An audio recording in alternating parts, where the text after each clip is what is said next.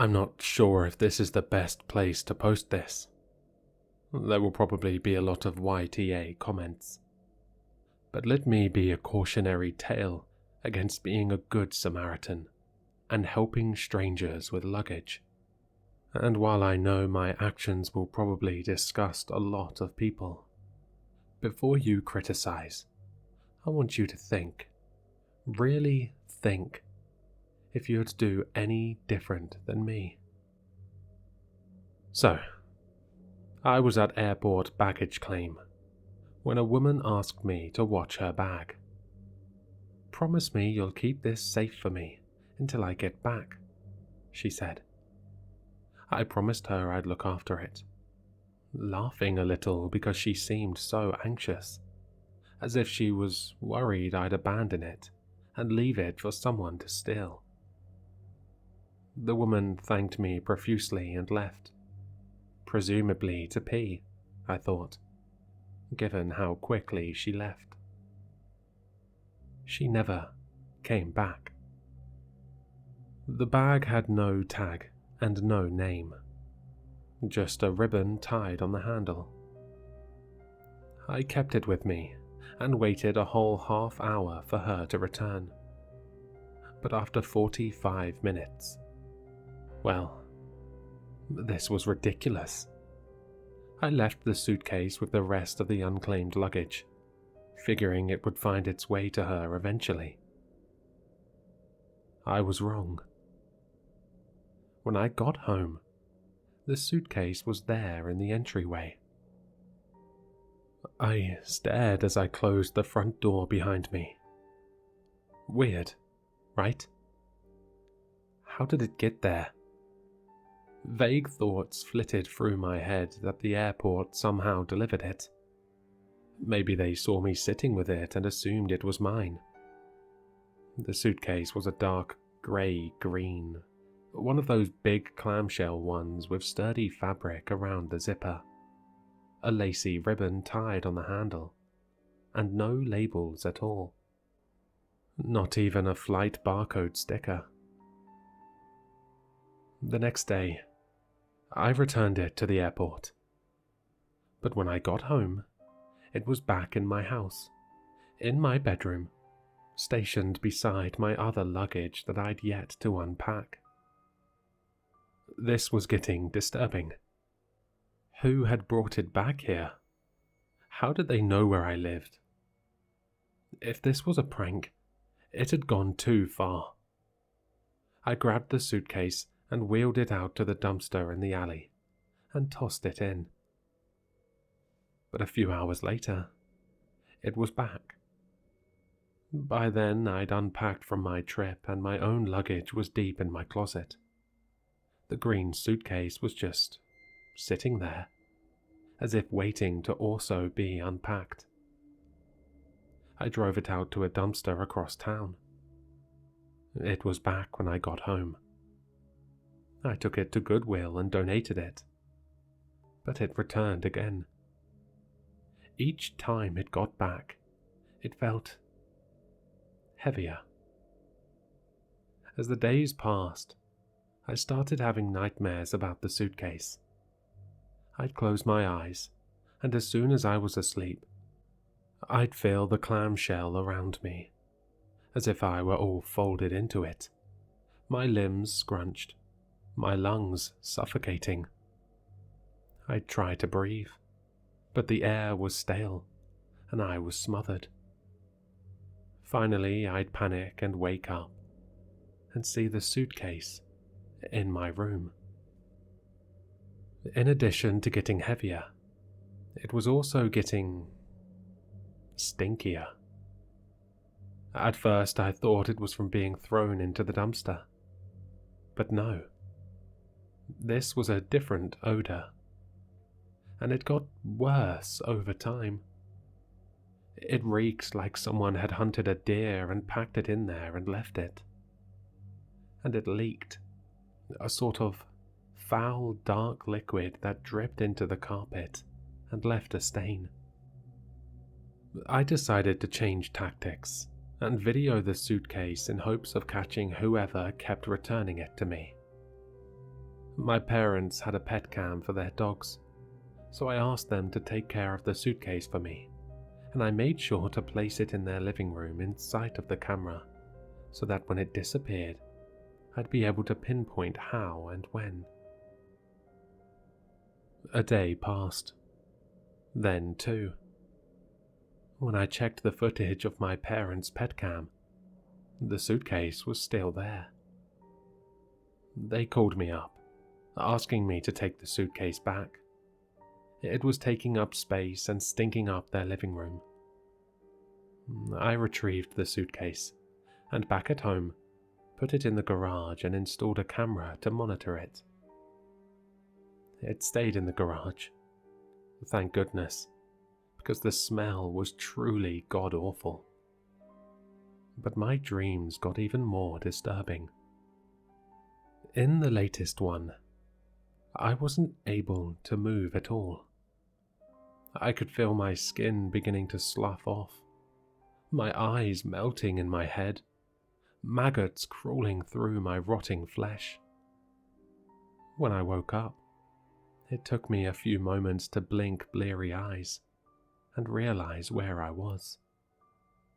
I was standing in the door to the garage, sleepwalking, apparently, on my way towards the suitcase. A sudden dread seized me. I was afraid to go near it, to even touch it, certain that if I unzipped it, I'd wind up inside. I'd rented a hotel room, but, of course, it followed me there. At work, my boss swung by my desk to ask if everything was all right. She'd noticed my declining mental state. I broke down and I confessed everything. She asked me what was in the suitcase. I don't know, I stammered. It's not mine. I never looked. You never even looked? She seemed stunned. Isn't that the first thing you should have done? It seemed logical when she said it. But right now, even the idea of opening it all but suffocated me with dread. She said she'd like to see this mysterious suitcase and asked me to show it to her after work. We drove to my hotel room together. On the way, she theorized what might be in there. Was I being framed? Was there a body? I should have called the police right away, she said. Or was it something more mundane? Maybe someone bought me a frozen turkey, and it had thawed and was becoming nasty. Maybe a family member was pranking me. Could be anything, and I'd know if I'd already opened the damn thing. My leaving the mystery for so many days seemed ridiculous to her. I had to agree, but nothing in the world would make me touch that zipper. The suitcase was there, waiting right by the door when we walked in, just tucked to one side like it was ready for me to open it. The entire room stunk. My boss wrinkled her nose, and even she looked a little hesitant. She told me to open it, but I shook my head and made a noise in my throat. She sighed, rolled her eyes, and said, "Fine. Shut the door. We don't want anyone walking by to see." She rolled it into the bathroom in case it was messy, and she'd just open a little, take a peek. "Where did you say it came from again?" she asked as she tugged on the zipper. I backed away, sitting on one of the beds, so there was some distance between me and the bathroom. I couldn't see her anymore, but I just didn't want to be near it when she unzipped it. Someone at the airport asked me to watch it, I said. Actually, it's funny. The only time it didn't return was when I asked my parents to look after it. It stayed put for a couple of days. I wonder if... I stopped. Because why wasn't she saying anything? Are you looking inside? I called. Silence. Dread swirled in my belly. All my limbs felt leaden. I called out again. Did you unzip it? Did you peek inside yet? A faint, muffled sound. The fear was a stone in the pit of my stomach. I couldn't move. Couldn't breathe. Then I heard again what seemed like a smothered cry. I rushed to my bathroom and gasped.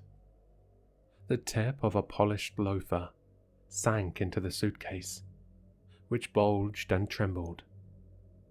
And then the shoe was gone, and the zipper was like lips smacking shut. The suitcase sat. Just a suitcase.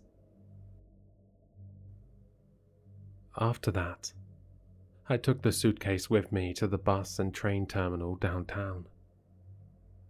It was now lightweight with a slight musty smell. I surveyed the station. There was a woman with small children, a father with a teenager in tow. And then I spotted a leathery-faced man in a bucket hat, sitting alone on one of the metal chairs, looking a bit worse for wear. I approached him and sat next to him, pretending to read for a few moments, and then I turned to him.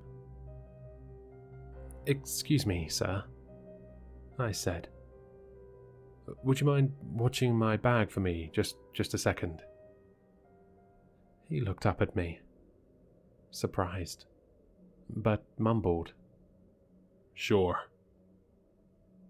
"You won't leave it sitting here, will you? Promise me you'll hold on to it until I get back." I insisted.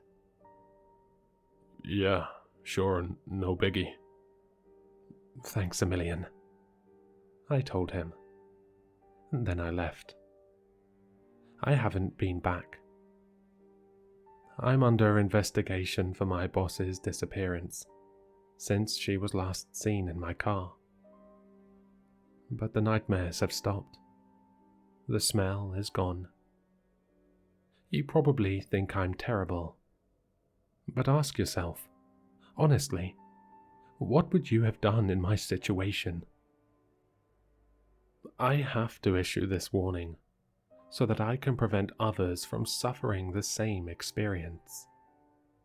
If someone asks you to watch their bag, don't do it. No matter how much social etiquette compels you to smile and agree. Make an excuse and leave. Let people look after their own luggage. I know I'm never watching anyone's bag again.